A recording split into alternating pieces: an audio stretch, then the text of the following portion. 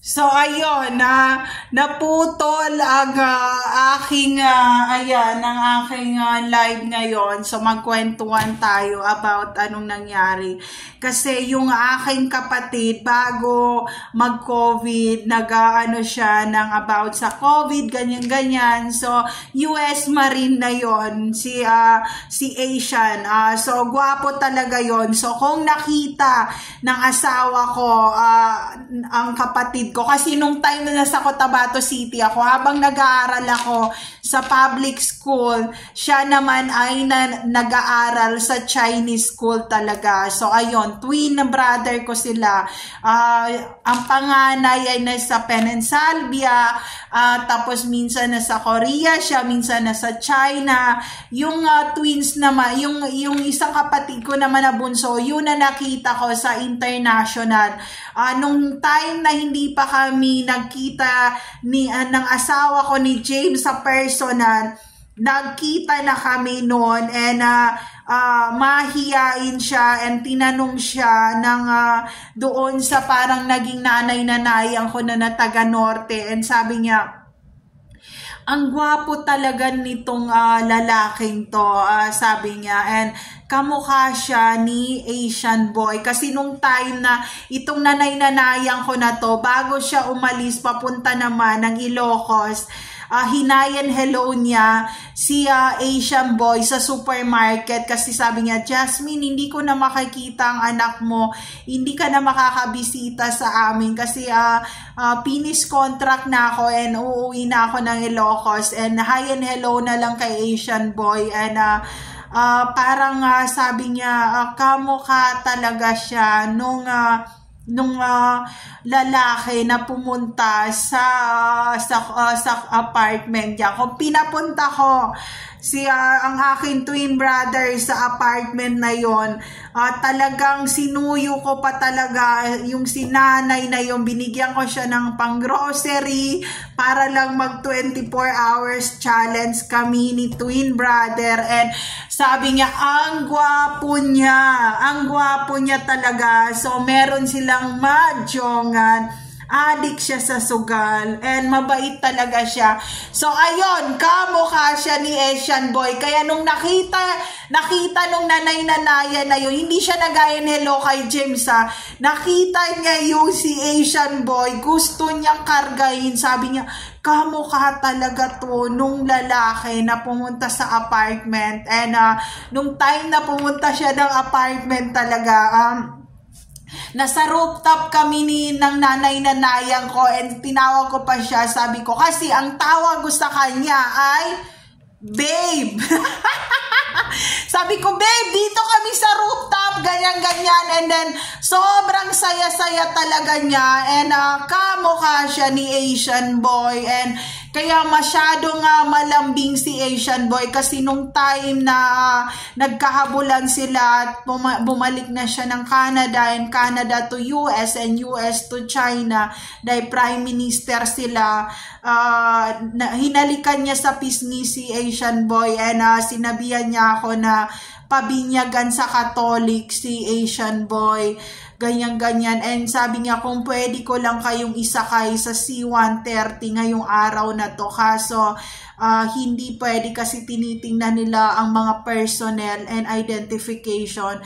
And nung time na yun, may residential visa na kami, and sinabi sa akin nung taong yun, kapag sinaktan ka ng asawa mo, huwag ka nang bumalik, kasi yung babae niya nandito lang sa kabilang apartment talaga, ganyan-ganyan. So alam niya yun, kaya galit siya. Kaya nung time na gabi na pa sunduin na siya ng C-130, nakita ko siya sa supermarket, and nalungkot ako. And ayun, wala rin forever yung, kasi mga Marines yun, walang pang forever talaga. Kung nag-serve na sila sa Awang Airport, oo, at kung nag-serve na rin siya sa Baguio, oo, and kung part siya ng Apo, hindi. Wala siyang part. Yung twins brother ko, walang part ng Apo talaga, kasi duwag sila pagdating sa ganun.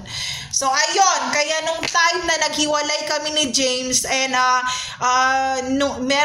merong apartment ang kaibigan niya, doon kami pumunta ng apartment. Dahil nung time na yon si James talaga, hindi ko alam kung anong ugali niya, and nung time na yun, pinaimpake niya ako ng gamit, and then hinatid niya ako, and then nagulat siya kasi sabi niya, ang tangkad niya, ganyan-ganyan, and naiinis siya kasi nung time na nakikita niya yung mag-ina niya doon, yung Indonesia na mag-ina niya, nandoon pa rin yung kapatid ko, and parang sinabi niya, stalker tong itong matangkad na to na payat, and kamukha na talaga siya ni Asian boy. Kung meron kaming mga throwback photo, marami na sa cellphone niya kasi lagi kami nagsiselfie talaga, and it's 20th century na ang nakalipas, and ayun, kung napapanood niya to, babalik na ako sa university talaga.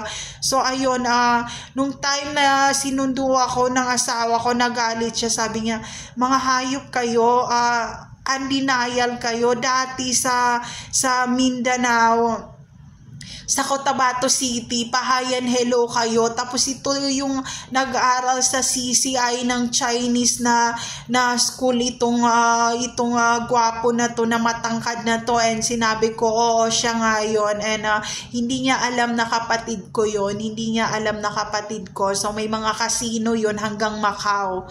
So ayun, yung isa rin na police na napangasawa ni Richelle talaga, doon din nagtrabaho sa casino sa Macau ng kapatid ko na sa Hong Kong na Chinese. So ayun, yun ang problema. Kaya sabi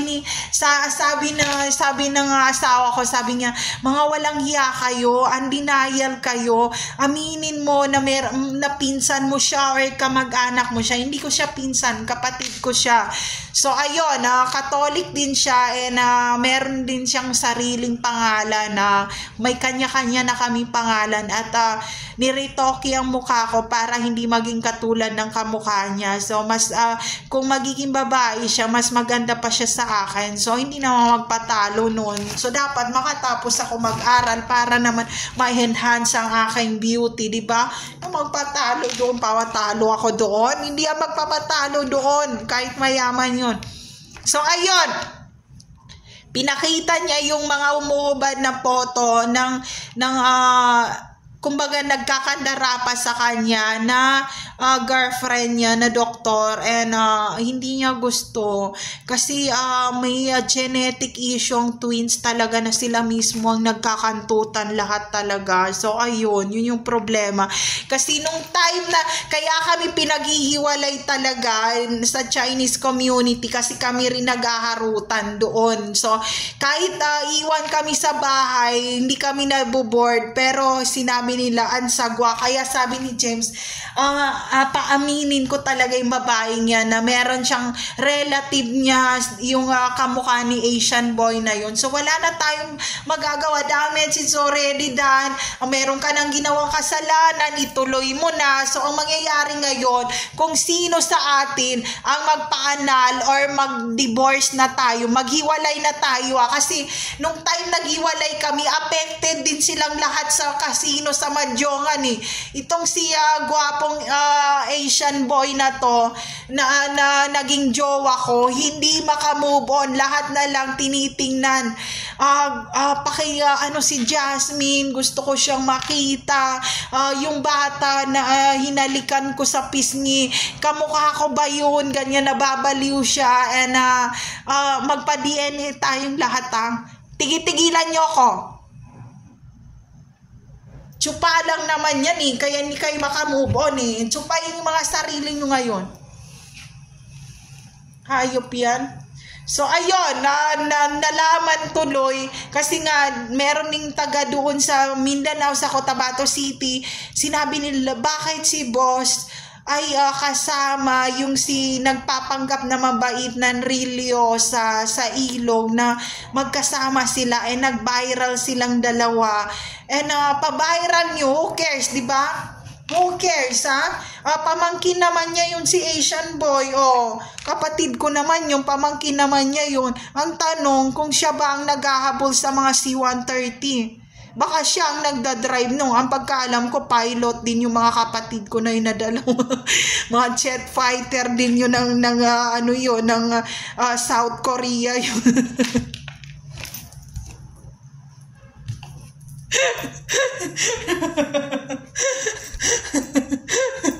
So ayun, yun ang problema. Kaya nung time na yung taga-norte, nakita kami, sabi niya, oh my God, kuya, ate, bagay kayo. So, ayun, bagay raw kami. And sabi ko, oh my God, bagay ba kami?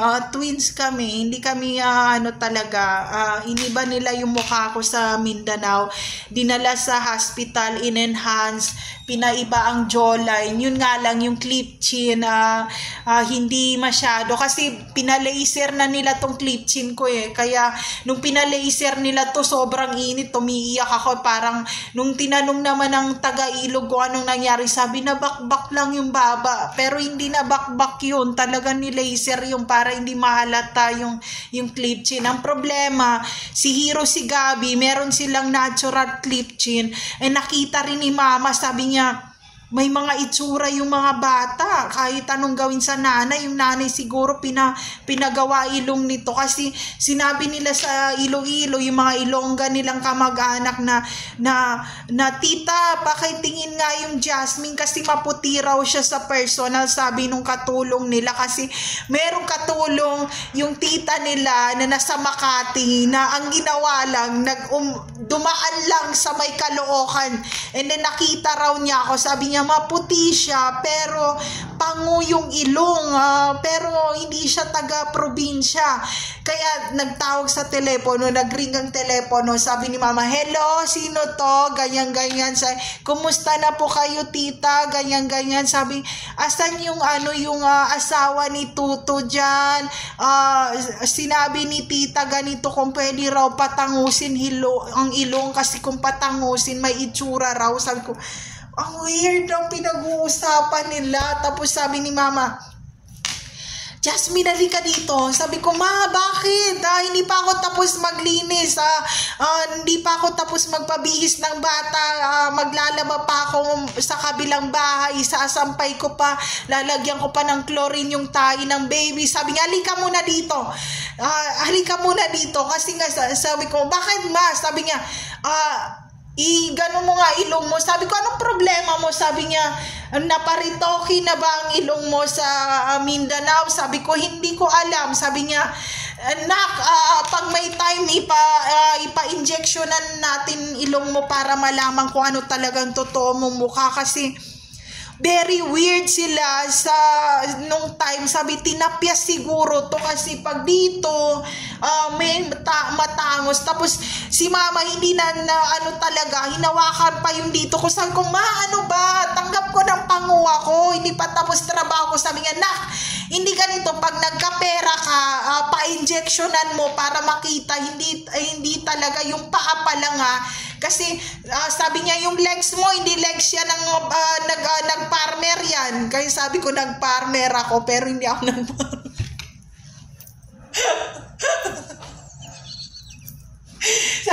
Sabi niya, halika dito, nak. Sabi niya, ang puti nung legs talaga. Naboleg siya, pero yung mga daliri, binabad na sa Clorox, sa Zondrox, pero bakit maputi pa rin?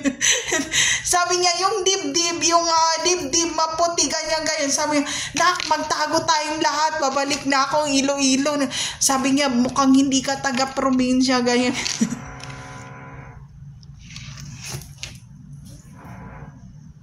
So, kaya parang pinagdadamot niya sa mga kapitbahay, si Asian boy at si Gabi.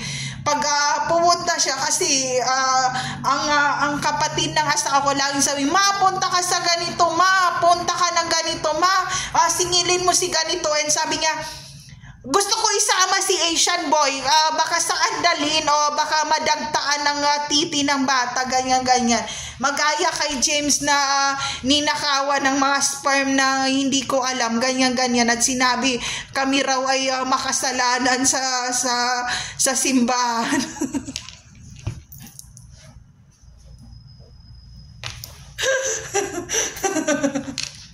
So ayun, ang ginawa niya, gusto niya dalhin naman si Asian boy, and sinabi niya, tinawagan niya ako na, Jasmine, mahal na mahal ko si Asian boy, si Hiro, kaso inihingal ako, masama ang pakiramdam ko, nak, sunduin nyo na dito sa Pilipinas bago nila dalhin sa Iloilo yung bata. So ayun, and nung time na yon na sinabi niya bago dalhin sa Iloilo ang bata, nagsampukan naman kami mag-asawa noon. Tinadyakan ko si James, sinampal ko, tapos talagang naggulpian kami, and then sinikmurahan niya ako, hinagis ko yung mga gamit. Sabi ko, sunduin ang bata, bakit saan nila dinadala? And then sabi niya sa akin, Bia, mag-usap muna tayo. Sabi ko, tapos pinunit ko yung wedding picture namin, ganyan-ganyan, and then sinabi niya, mag-usap muna tayo, Bi, ganyan-ganyan. So magmula noon, pag lumabas kami,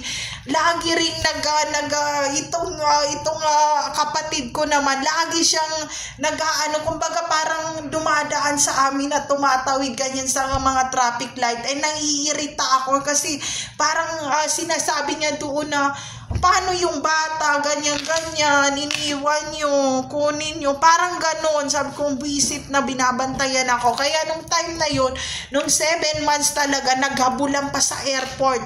Talagang natai si Asian boy kasi nga pinainom nila ng pampapurga yung bata. Tapos sinabi ni Mama, Jasmine, painumin nyo ng tubig yung bata, and gawan nyo ng paraan, itakbo nyo na. And umiiyak ako. Sabi ko, ayokong itakbo ang bata. Sabi niya, Jasmine, matanda na ako, kaya ko ang sarili ko. Pag nahabol kayo man ng mga pedophiles, talagang sasaktan kayo, kasama yung bata, si James, ikaw, at yung mga magiging pamilya nyo. Kasi meron raw nakasalpukan raw si Ate Rachel, o yung